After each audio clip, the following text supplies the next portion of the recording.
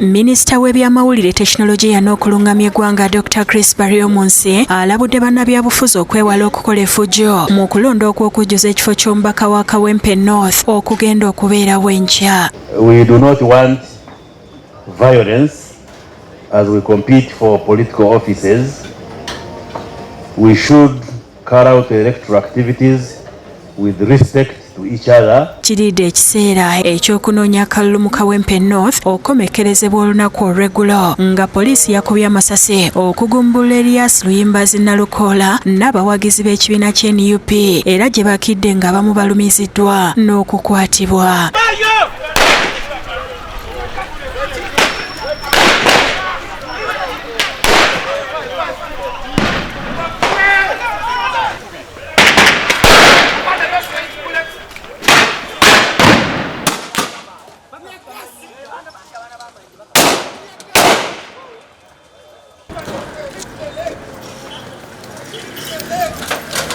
Minisita Baryomunsi alabudde bannabyabufuzi abateeseteese okukola effujjo mu kalulu kano obuteetantalira n'abasaba okuwa bannakawempe omukisa okwerondera omubaka gwe baagala kubanga buli ffujjo bwe libeerawo bannaalumanya ne bassaalumanya bakosebwa. Just going for the vote should not mean there should be bloodshed, there should be conflict, there should be fighting. People should just calmly go, cast their vote, I'm sure it will be counted, and the one who will get the highest vote will be announced the winner. Dr. Baryomunsi era alabudde abasirikale abagenda okubeera e Kawempe enkya okwewala okukuba abantu wabula bakozesa obukugu okubalungamya mu kye balina okukola. The security forces should do their work but should not injure or beat people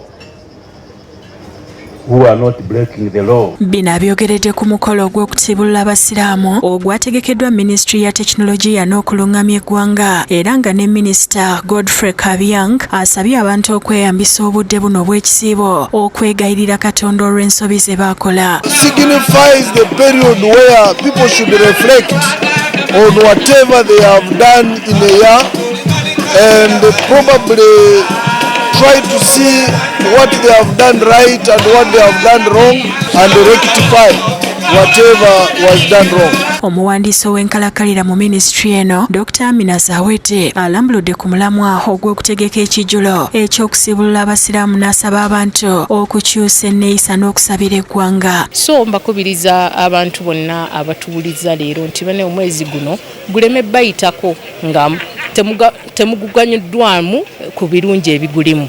Abasaddaaka batukubiriza okuba nti nno tusaddaaka okubanga tusiibulula abantu mugende wamu nga mukola bwe mutyo.